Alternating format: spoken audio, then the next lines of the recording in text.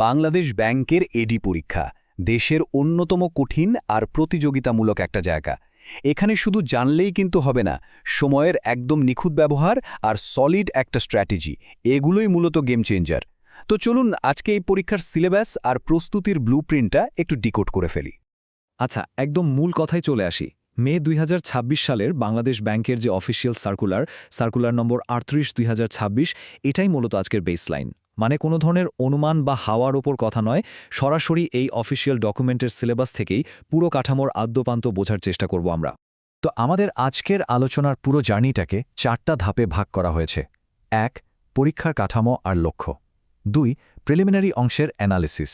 3. লিখিত পরীক্ষার স্ট্র্যাটেজি। এবং সবশেষে 4. একদম চূড়ান্ত প্রস্তুতির গাইডলাইন। শুরুতেই চলুন দেখে নিই প্রথম ধাপ, পরীক্ষার কাঠামো এবং এর লক্ষ্য।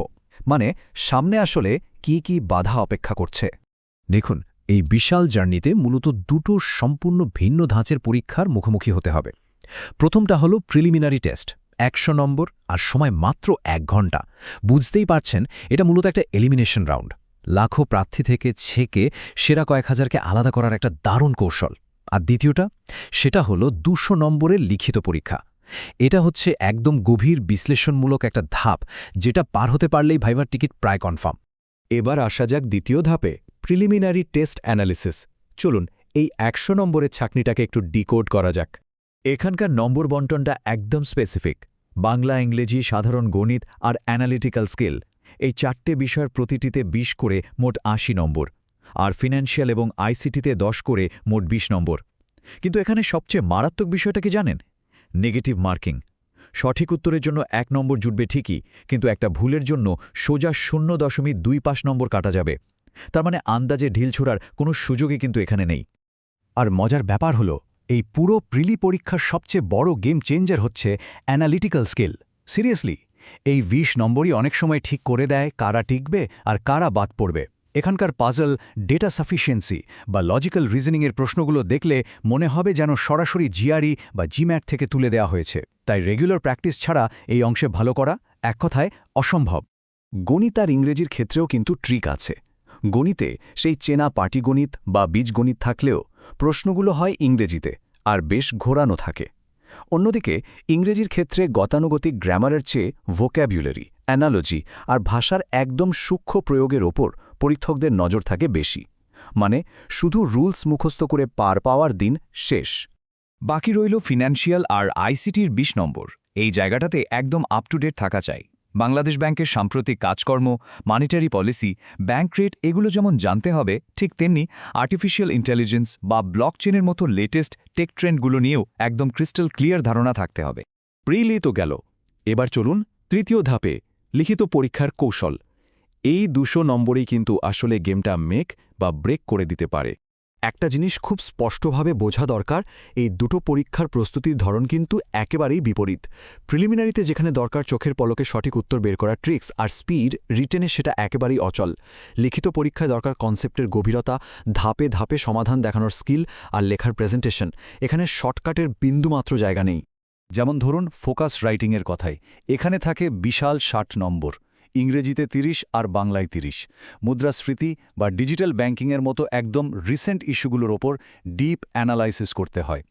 এখানে বাজিমাত করার একটা দারুণ কৌশল বলি, লেখার মধ্যে একদম অ্যাকিউরেট ডেটা, চার্ট আর গ্রাফের ব্যবহার করা। বিশ্বাস করুন, এই ছোট্ট কাজটাই সাধারণ একটা লেখাকে অসাধারণ করে তুলবে আর নম্বর বাড়িয়ে দেবে বহুগুণ। এরপর আসে 40 নম্বরের লজিক বা যুক্তির সেকশন। এটা মেধা যাচাইয়ের সবচেয়ে কঠিন একটা জায়গা। একদিকে যেমন মাথা ঘোরানো সব অ্যানালিটিক্যাল পাজল সলভ করতে হবে, অন্যদিকে আর্গুমেন্টেটিভ রাইটিংয়ে কোনো বিষয়ের পক্ষে বা বিপক্ষে শক্ত যুক্তি দাঁড় করাতে হবে। আর হ্যাঁ, শুধু নিজের যুক্তি দিলেই হবে না, লজিক দিয়ে বিপক্ষের যুক্তিকে খণ্ডন করার মুনশিয়ানাও এখানে দেখাতে হবে। আরেকটা ক্রুশিয়াল জায়গা হল ইংরেজি গ্রামার আর ট্রান্সলেশন। দেখুন, এখানে আক্ষরিক বা ওয়ার্ড টু ওয়ার্ড অনুবাদের কোনো ভাব নেই। অনুবাদ হতে হবে একদম ভাবানুবাদ। পরীক্ষকরা আসলে দেখতে চান বাক্যের গঠন ঠিক রেখে সঠিক টেন্স ব্যবহার করে কত সুন্দরভাবে একটা ভাষার ভাব অন্য ভাষায় ফুটিয়ে তোলা যায়।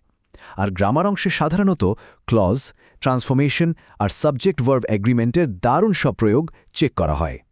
তো আমরা চলে এসেছি আমাদের চতুর্থ এবং শেষ ধাপে, চূড়ান্ত প্রস্তুতি গাইড। চলুন দেখে নিই সাফল্যের জন্য ঠিক কি করা দরকার। এটাকে বলতে পারেন প্রস্তুতির মূল প্লেবুক। প্রথমত, ঢাকা বিশ্ববিদ্যালয়ের আইবিএ বা আর্টস ফ্যাকাল্টি যখন প্রশ্ন করে তখন কিন্তু প্রশ্নের স্ট্যান্ডার্ড একেবারেই আলাদা হয়। তাই গত 5 থেকে 10 বছরের প্রশ্নগুলো ধরে ধরে অ্যানালাইসিস করাটা একদম মাস্ট। দ্বিতীয়ত, প্রতিদিন নিয়ম করে বাংলা আর ইংরেজি পত্রিকার এডিটোরিয়াল আর অর্থনীতির পাতা পড়তে হবে। এটা একই সাথে ফোকাস রাইটিং আর ভোক্যাবুলারি দুটোই স্ট্রং করবে। সব শেষে যে কথাটা না বললেই নয় তা হল টাইম ম্যানেজমেন্ট। পরীক্ষার হলে কোন প্রশ্নের জন্য কতটুকু সময় বরাদ্দ থাকবে সেটা আগে থেকেই ঠিক করে রাখা উচিত। বিশেষ করে লিখিত পরীক্ষার গণিত আর অ্যানালিটিক্যাল অংশটা কিন্তু প্রচুর সময় খেয়ে নেয়। তাই বাসায় প্রচুর প্র্যাকটিস করে লেখার স্পিড না বাড়ালে নির্দিষ্ট সময়ের মধ্যে পুরো পরীক্ষা শেষ করাটা অসম্ভব হয়ে দাঁড়াবে। তো পুরো সিলেবাসটা বিশ্লেষণ করলে একটা জিনিস তো পরিষ্কার, তাই না? এই পরীক্ষাটা আসলে গাণিতিক দক্ষতা, ভাষাগত পারদর্শিতা এবং বিশ্লেষণী ক্ষমতার একটা দারুণ কম্বিনেশন। এখন সবচেয়ে বড় প্রশ্নটা হলো, প্রস্তুতির ক্ষেত্রে এই তিনটির মধ্যে ঠিক কোন অংশটি সবচেয়ে বড় চ্যালেঞ্জ হতে পারে? এই প্রশ্নের উত্তর খোঁজার মাধ্যমেই কিন্তু শুরু হতে পারে সঠিক প্রস্তুতির যাত্রা। আজকের এই বিশ্লেষণের সাথে থাকার জন্য অনেক ধন্যবাদ।